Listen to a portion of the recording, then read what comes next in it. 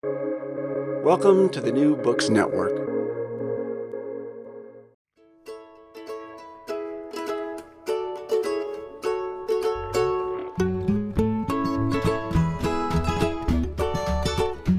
What exactly is culture, and where does it come from? As children, we're taught about the uncanny power of an original moment of genius. Maybe Orpheus, maybe Homer.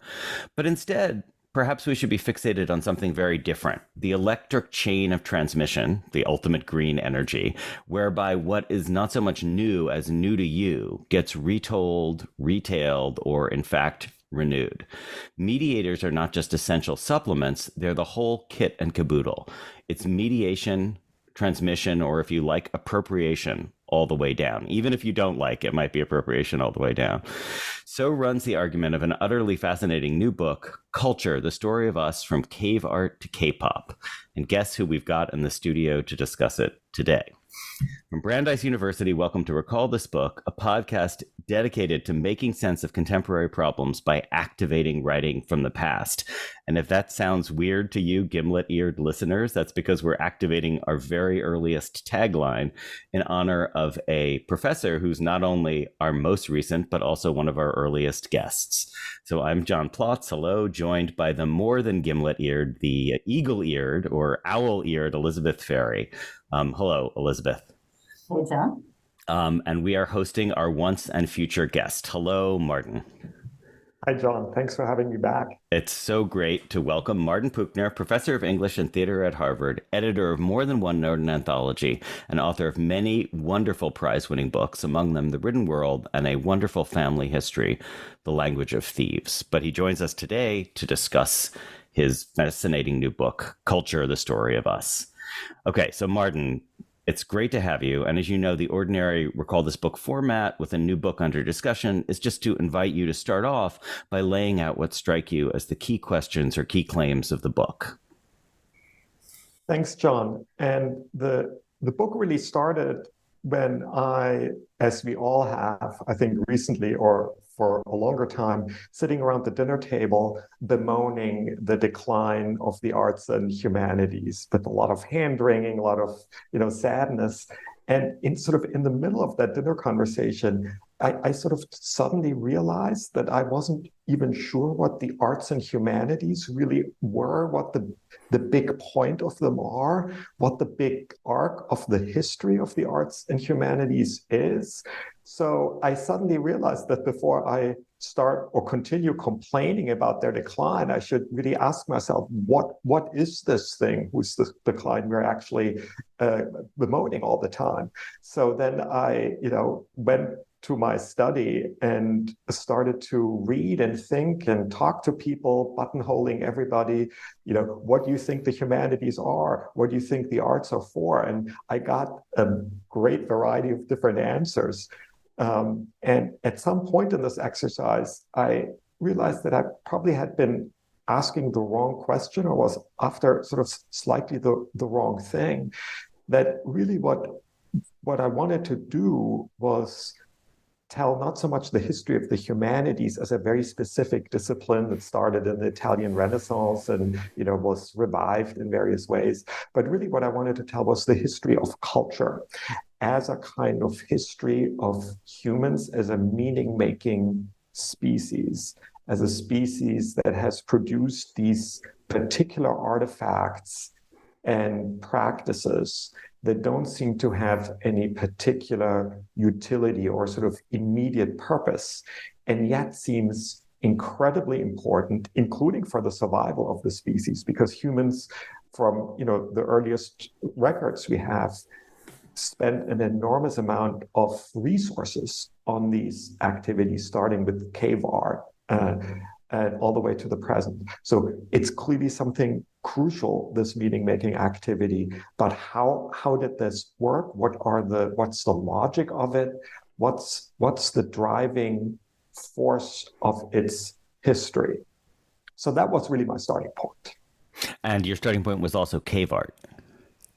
Exactly. It started with cave art, in part because those are among the earliest elaborate artifacts. So I start with the the story then, so my starting point was this question, this dinner table conversation, but then the history I wanted to tell, I wanted to start with cave art, in this case, the Chauvet cave, about 30,000, 35,000 years ago, in part because those are the earliest artifacts, but also because the cave art then ended up encapsulating, for lack of a better word, a lot of the important, what I ended up seeing as the important through lines. First off, that it is a space, the Chauvet cave, of meaning making rather than utility, because humans never lived in that cave. They never went there for shelter. They only went there to engage in the decoration of this cave over incredible number of generations, thousands of years of continual work. It's also clear that it wasn't just painting, it was used for rituals. There is some evidence in other caves that some of the abstract markings identified places from which to sing or make music with particular echo effects. So it was really the sort of all-encompassing special experience that was created there century after century after century. So it encapsulated that. And it encapsulated the question of transmission, because that you mentioned that in your introduction, and that became for me the crucial question of cultural history. Because unlike our biological genes, we don't pass down cultural knowledge or any knowledge automatically. We need to create special storage systems, or we have to engage in person-to-person transmission practices. And so for me, the cave became one such storage technique, so to speak, that allowed the facilitation of creating a kind of cultural tradition from one generation to the next. So that's actually a great way of thinking about these chains of transmission and mediation, because you're right. The way I set it up in the introduction, I was thinking of culture to culture transmission. So we could maybe discuss some of your wonderful stories about movement between India and China, and people not only going from one culture to another, but also coming back, because it seems as if the revenant move is very important, to go and also return. But your point is that generational transmission, even quote within a culture, is itself already a problem of mediation and transmission. Do you want to talk more about how you thought about those together? Yeah. Yeah. And so, I really started with the generational transmission, and then really, and that's maybe the last thing I want to say about the Chauvet cave, is what happens when that transmission gets interrupted, or when the storage systems fail or malfunction, which they do all the time. And the Chauvet cave was an external event, an earthquake shut off the entrance to the cave, and no one could enter it for a couple of thousand years. It became a kind of time capsule. I became obsessed with time capsules, became a sort of a minor through line through the book. But then a few thousand years later, another earthquake or some, landslide opens up a side entrance to the cave, and a second group of humans enters the cave. And I started to really identify with that second group of humans, because they were introduced to these artworks that had been produced thousands of years in the past by probably very different culture, very different groups of humans. And they had to try to figure out what this was. And they somehow did. And then they continued that work after that interruption in their own way. And so sort of bridging that interruption became, for me, the point I'm trying to put this is that they were latecomers. And I think when it comes to culture, we are all latecomers. We are always confronted with something that we only dimly understand, if at all, but which we try to have to create a kind of attitude, to cultivate an attitude towards these fragments and objects that survive. And that being a latecomer, that I think that's true of all of the episodes in the book. One of the things I really loved about the book was kind of the way you showed how many things there are that put culture sort of in a way at risk, right? Like there's earthquakes and there's wars and there's misunderstandings and there's like any, things washing overboard. But at the same time, they have this sort of constantly coming back quality. And that, obviously you chose particular stories and not others. But, linking that to the way you began about this sort of mood of what's happening to the humanities or what's going to happen. Ultimately, in some ways, I found the book to be very optimistic in the sense that it was sort of like, well, yeah, it's a big mess, but these things keep kind of coming back and not necessarily in the way you expect, but there's this kind of, irrepressibility of it. So I don't know if you want to say any more about how you approach that. Yes, well, thank you for putting it that way, Elizabeth. It does resonate with me, and some of the reviews have complained that it's too optimistic, and I get their point. And as you've said, there are lots of stories of destruction in the book as well.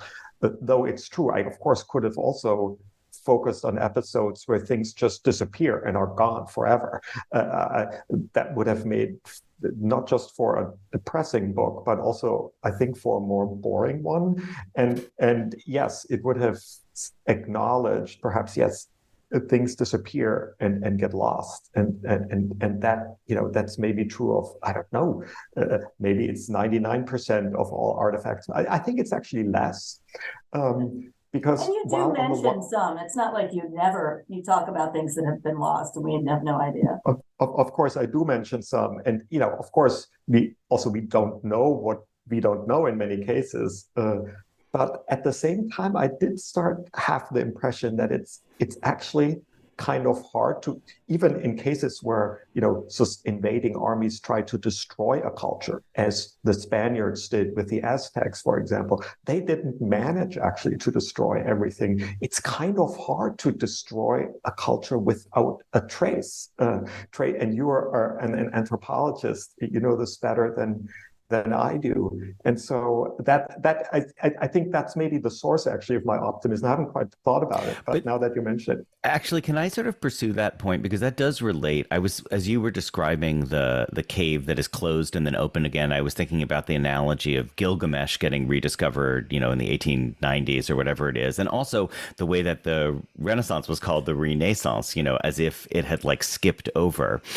And so part of your argument seems to be that traces and ruins and fragments, which it's easy to think of as purely scholarly interest, right? You could say, oh, yes, it's true.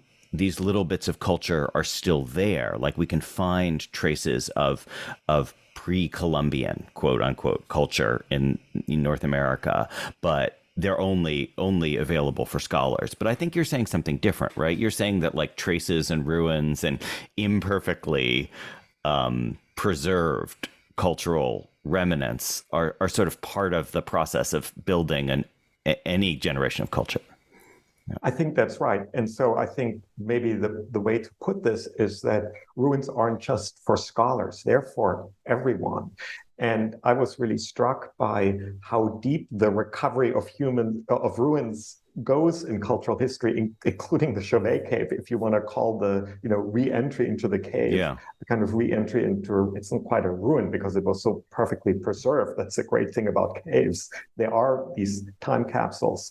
And this is a side point perhaps, but I was struck by the weird combination of destruction and preservation that I often see. And that is maybe another way of coming back, Elizabeth, to your earlier point, where you have like the landslide in the Scape or the volcano in Pompeii, you have these moments of destruction that at the same time, or you could say that's the worst thing. You have a volcano that kills everybody, including all the artists, all the art making, terrible for culture, fantastic for cultural history, because you have that, that perfectly preserved Roman town And many of the artifacts that were preserved, including that South Asian statue I talk about, would have disappeared without a trace.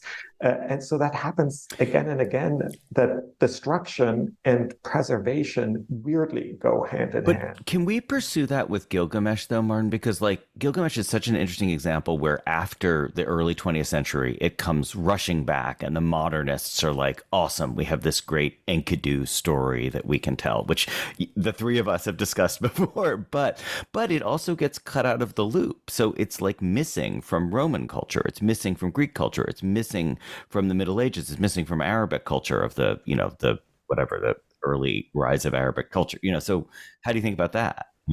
It's true, and it's such a huge skip. It's skipping 2,000 years, although in contrast to the caves, it's a small blip. Yeah. But I think the Epic of Gilgamesh is a perfect example of that because how does it get preserved? So first, Ashurbanipal collects this Assyrian king in what's today Mosul. As I was there in the fall, it was super moving to see how many of his palaces actually haven't even been excavated. We note with pride that you were wearing a Recall This Book T-shirt when you were there. That's a very important moment of cultural transmission, I think. Yeah.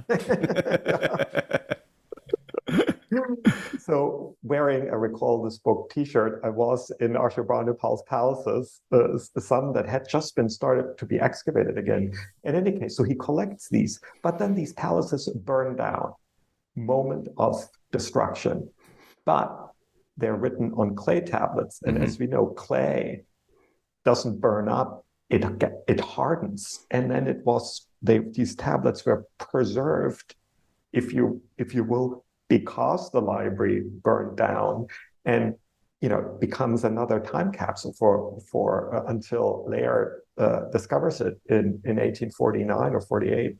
Yeah. And so and then you have this hiatus, this interruption, in this case a pretty long one, 2,000 years, and it's true, you have all these cultures without knowledge of the Epic of Gilgamesh, just as you had all these generations of people living in what's today the south of France without being able to return to the Chauvet cave.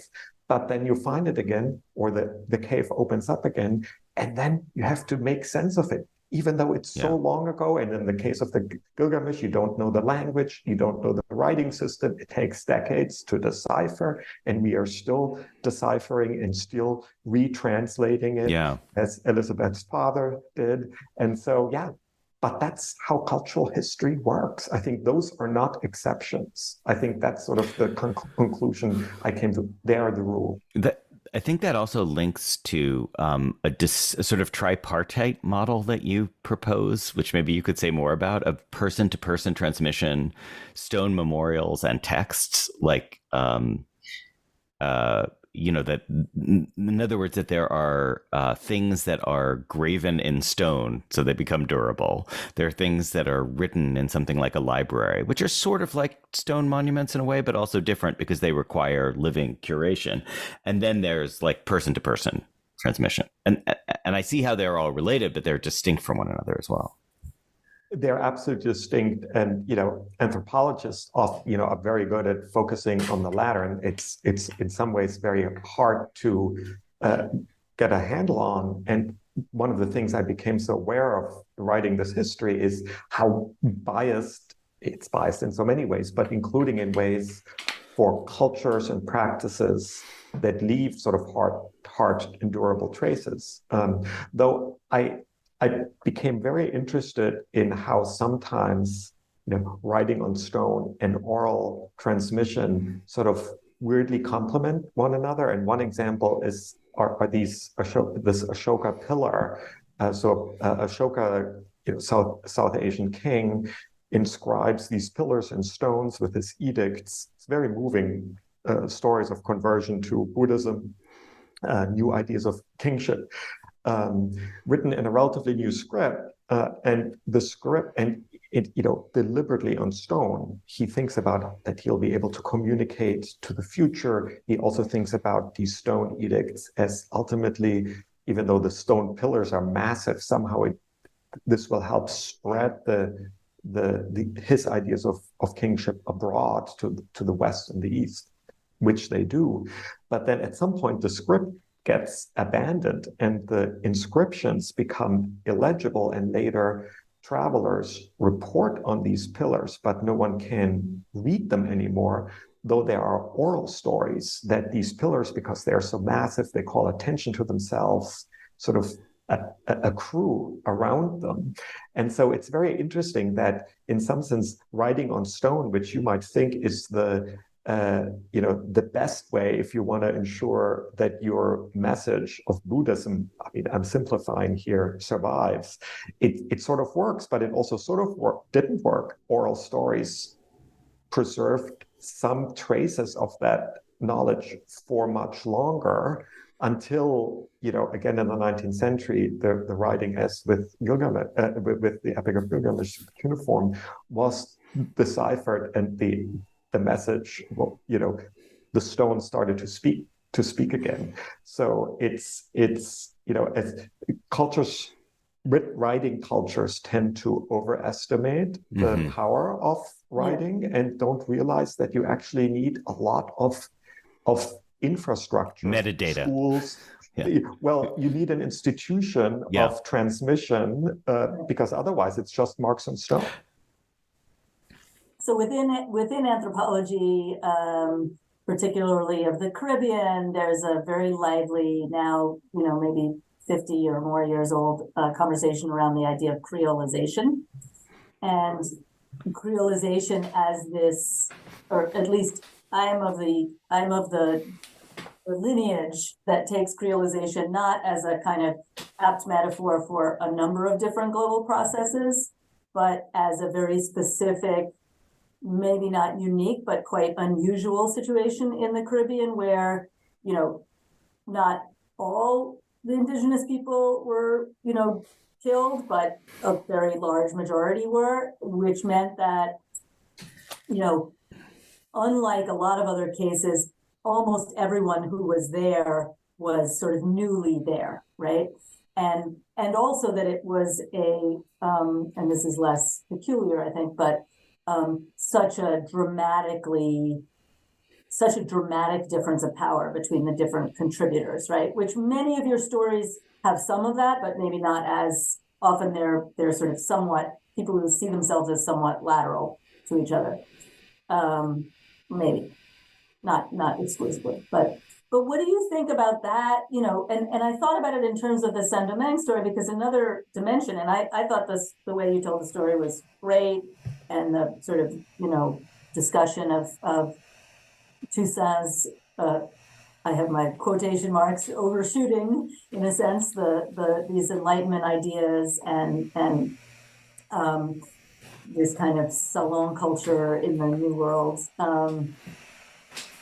A creolization model might ask around things like the role of voodoo in the Haitian Revolution as a set of ideas, and as it was the announcement of the uprising took place in a voodoo ceremony, and there was a whole kind of, I'm curious, and again, it's not that it's not a criticism of the way you tell the story, but it's a way of thinking about, what about situations where everybody's sort of, in one way, everyone's kind of at the same point, where there's this sort of new sense of newness rather than an older tradition and a newer tradition kind of trying to fight it out. Yeah, no, it's very interesting to describe that situation in the Caribbean that way. My immediate and I want to think more about that.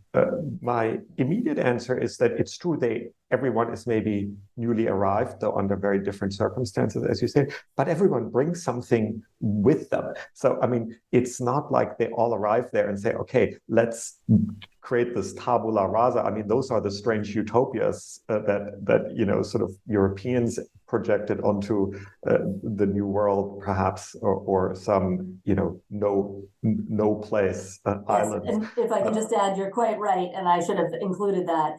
And in fact, in some sense, the kind of miraculous part of it is that even though Africans came with so much less actual stuff and with so much more dislocation, the very great degree of African influence on this creole moment. Yeah. So true, which just shows the importance once again here of oral, person to person transmission and what can be retained by that.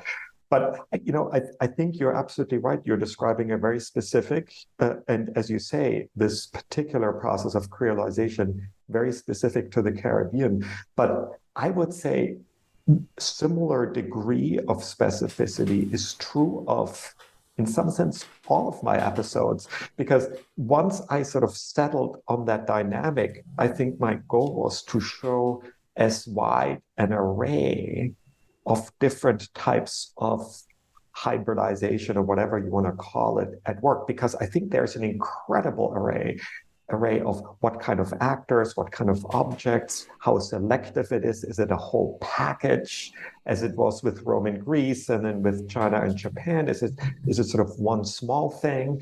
Is it what are the relations of power? Mm-hmm. What are the mediators? Is it an entire invasion? Is it just one translator sort of finding their way across thousands of miles and then coming back with something? Is it a sort of accidental? Is it deliberate? I mean, they're like, I guess I didn't quite produce a chart where with 5 dimensions. That would be a cool chart, actually. It would be, seriously, it really would be interesting to think about the different axes there, because I realize that a lot of my questions are really focused on treating just one of those axes as if it was crucial. So I'll give you an example, because I saw you wince when I mentioned this concept of the revenant.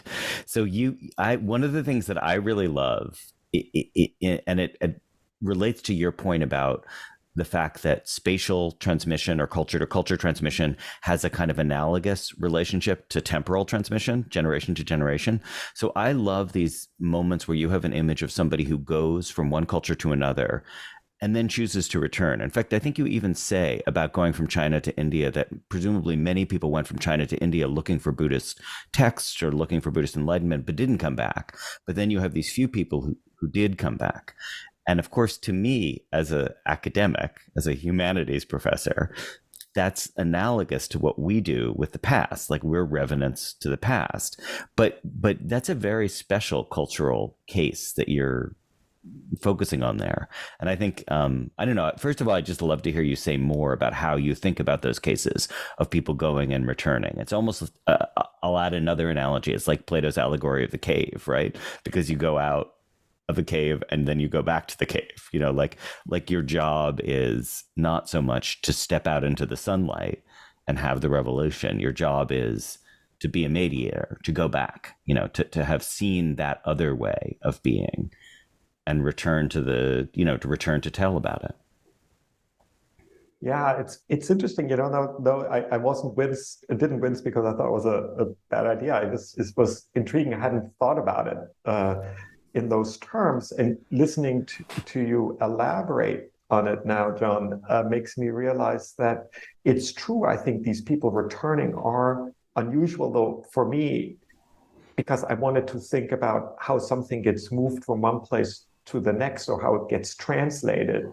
You almost, in order to be a translator, you first have to sort of learn the other language, and then you have to sort of translate it back into, your first language. And I think that maybe that must have been the model I had in mind when I followed, for example, the Chinese traveler Xuanzang, who goes to India and then translates. It brings back objects, brings back manuscripts, like literally bringing back objects, but more importantly, translating texts into Chinese, sort of metaphorically bring them back. And in the Japanese monk who does the same thing with China. With China, yeah.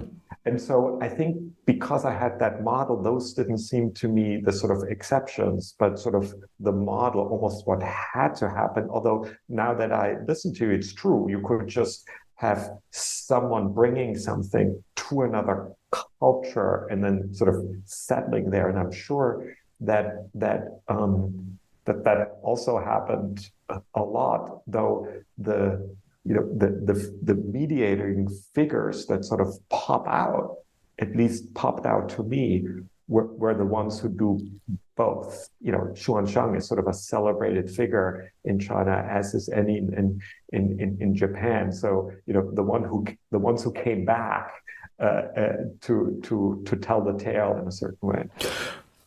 Well, can I push that analogy to the Saint-Domingue case, Elizabeth, and see if there's more to be said there? Because maybe, if we take the Orlando Patterson paradigm of slavery as social death, there's a kind of normative assumption that entering into the enslaved condition is a sort of cultural suppressor, that you end up over there as labor force. And it's of the nature of the abjection and the dehumanization of slavery that, things get stripped away. It's like rebooting the disk drive, let's say, except your point, both of you were saying, I think, that things don't actually get as stripped away as you might think. So in other words, there's a forced migration of enslaved populations going from Africa to the Caribbean in this case, that we can, I'm sure, think of other cases where the transmission occurs regardless, even though paradigmatically, sociologically, it shouldn't because of the social death. Right. Yeah. Yeah. And that, I mean, the creolization argument, as I've described it, is at odds with Patterson's conclusions, although not at odds by any means with the description of slavery as a dehumanizing experience. But at least, and I've now thought of my Recallable book, which is all about this.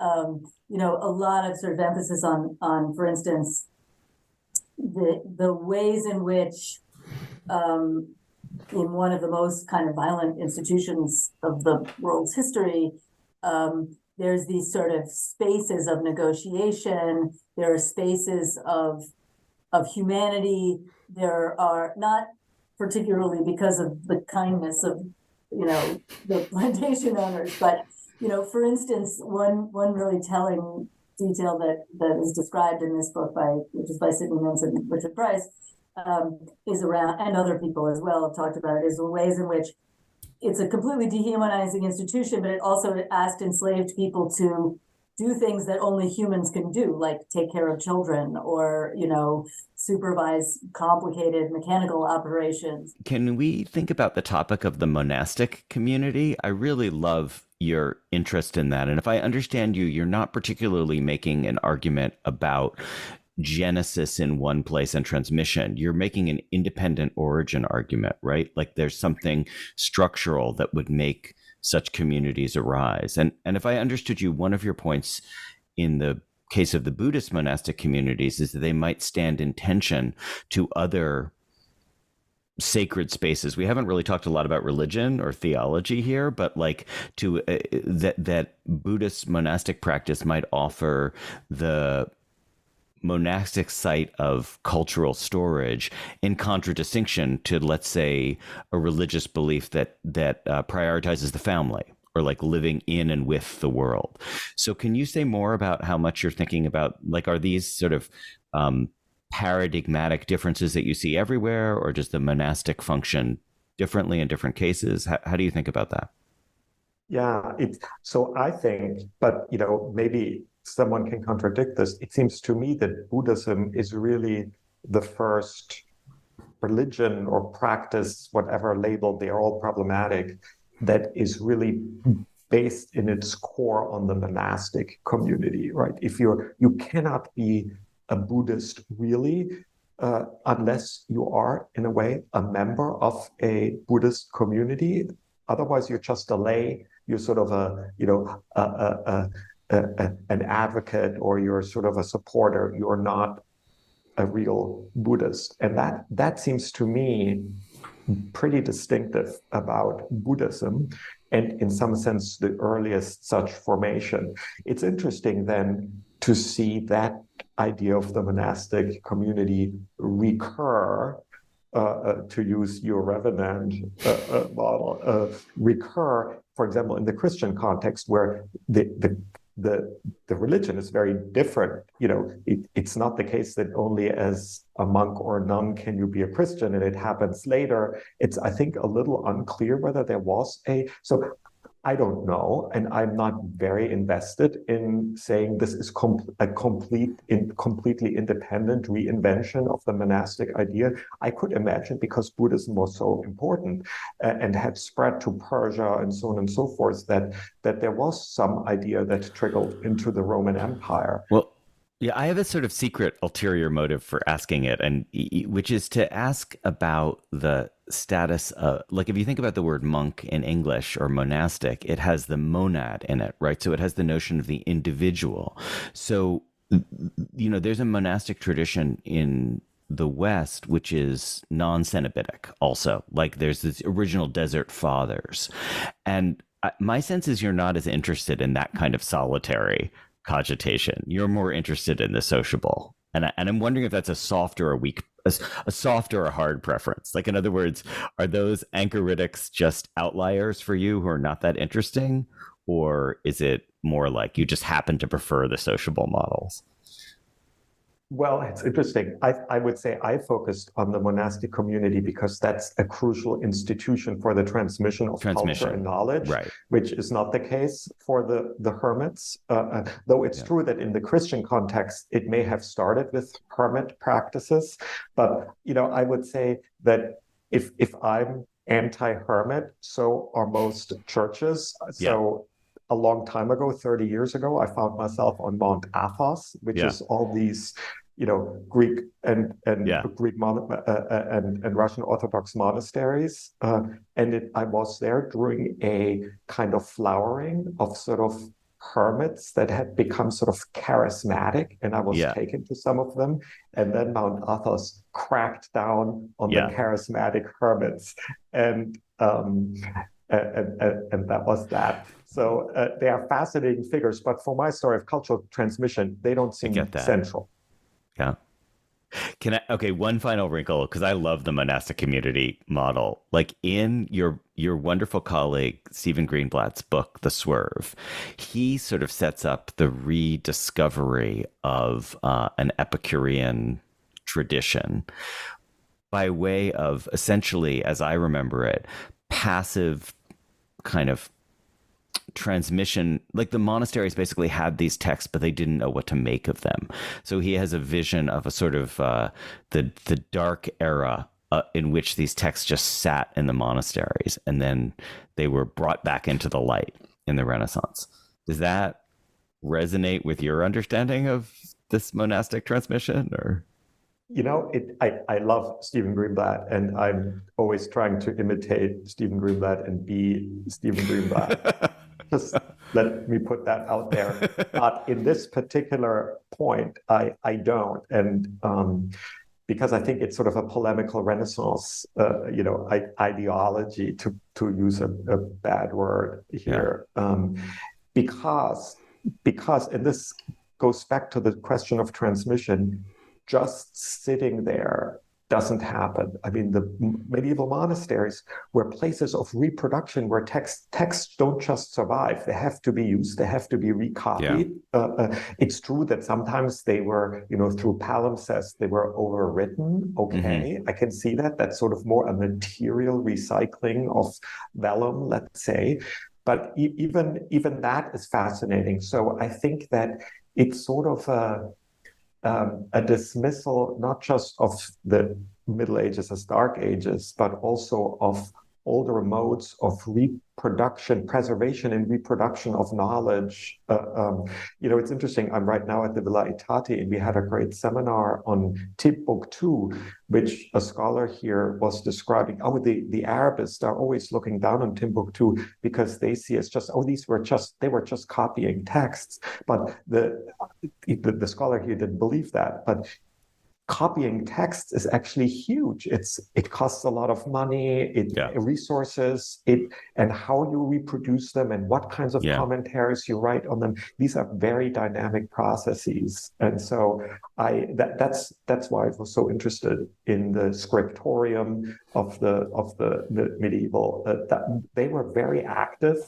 places, and it's true. I made a selection to focus on Hildegard von Bingen, in part because I think she really pushed the scriptorium in terms of creativity and what you can use that place of reproduction in order to do something new. But I think it let itself be pushed. She could use the scriptorium in that way, and it just showed that it's not just a kind of passive kind of play. I kind of wanted to throw out an existential question for you, which is that I feel like partly this book is a love song or a paean to mediators, cultural transmitters and explicators, yes, but also to translators. And I sort of wanted to ask you the existential question, which is about yourself. You know, like you're somebody who grew up in one country and one language tradition and now lives maybe in many, but as I know you, you live in another, let's say, in English. Though it's always a delight to hear you speak German, but it is, you know, so I just wanted to ask you, you know, personally, how did you think about writing this book and yourself, your own story?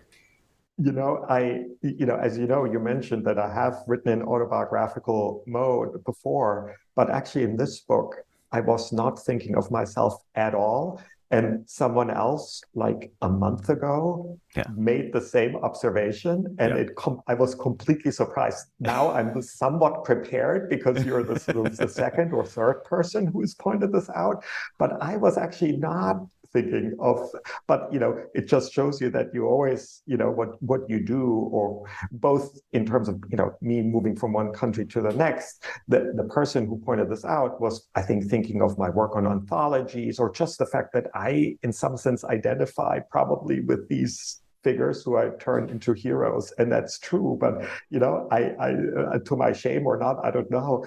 I actually I did not realize that while I was writing this book at all. Elizabeth, do you think this is a good time to pivot to our Recallable Books? Now that you have one, we can go to you first. We all have to wait till I have one. Yeah.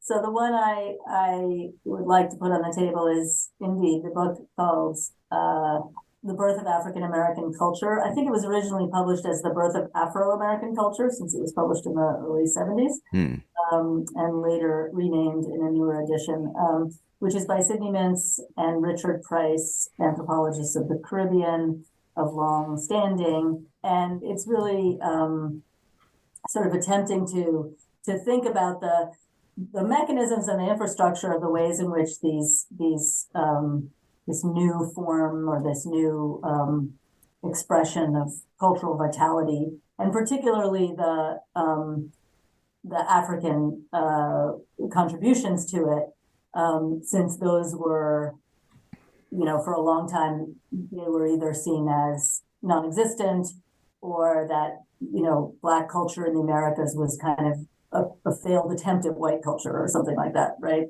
So they're really kind of pushing against that idea. And I'll just say one quick example that really spoke to me, and is like made me think about, is why your book made me think about it, is about these kind of cultural patterns, and they mention as an example that in various cultural contexts on the west coast of Africa and Central Africa, the birth of twins is an important event that requires certain kinds of ritual responses.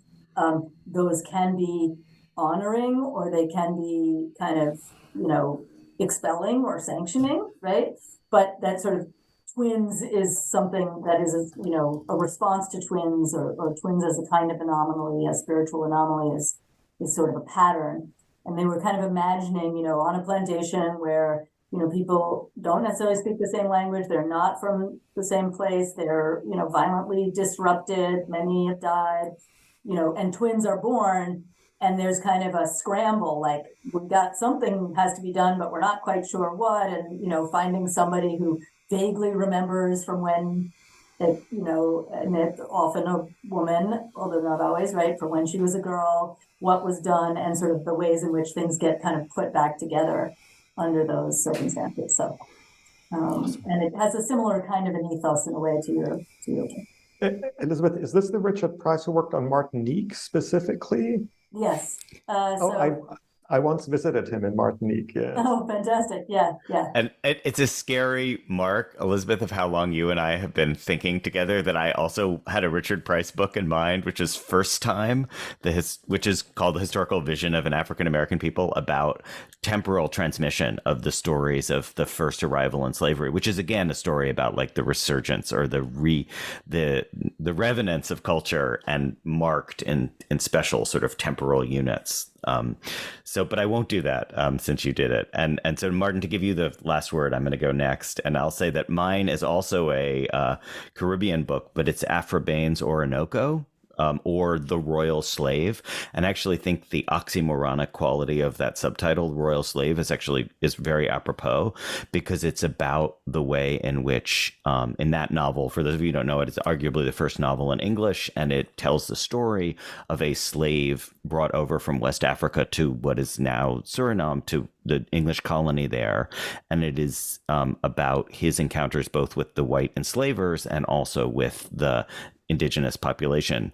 And it really hinges not just on transmission and continuity of culture, which, Elizabeth, I think you brought out as like such a crucial point, but it's also a book written by Bain, was herself a royalist, and she brings out the royal nature of her hero, Orinoco, also called Caesar, in order to show how regal practices of Africa and regal practices of England basically make the royalty of each country more like one another than the non-royals of the same quote unquote race. So it's a wonderful example of how slippery these categories, cultural categories, were like in that early era of slavery. And I think it sort of goes to your point, Martin, about the perpetual recombination of these cultural threads, how things get picked up and turned and appropriated in ways, but always sort of building on the ruins of what went before. So we'll have links to all of these in the show notes. And yeah, Martin, over to you. At first I was struggling over which book to recall. I thought I would use the occasion to showcase some of the texts that I feel like should be better known in the book, like the Kebra Nagas, the Ethiopian scribal text. But then I thought that would be somehow cheating if I use one of the episodes.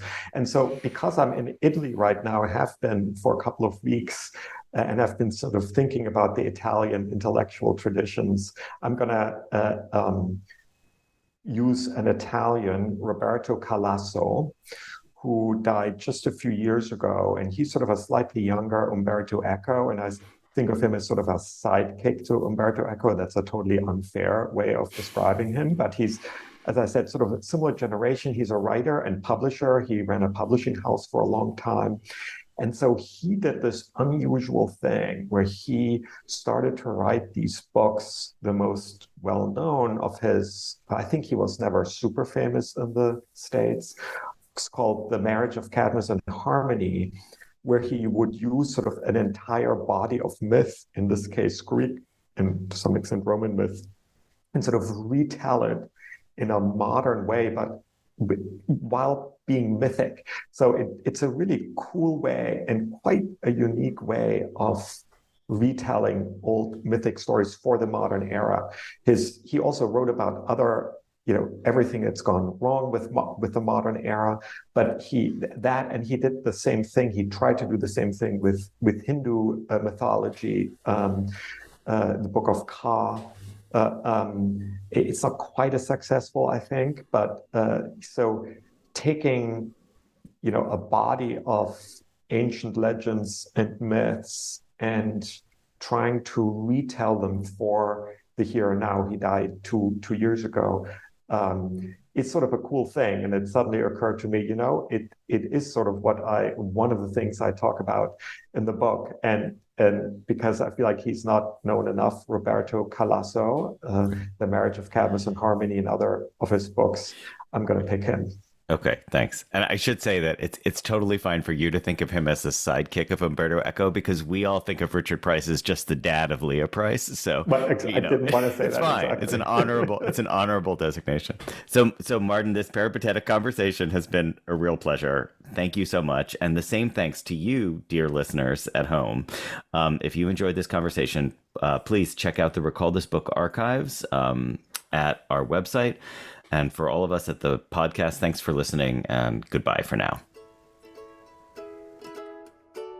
Recall This Book is the creation of John Plotz and Elizabeth Ferry. Sound editing is by Kamaya Bagla, and music comes from a song by Eric Chaslow and Barbara Cassidy.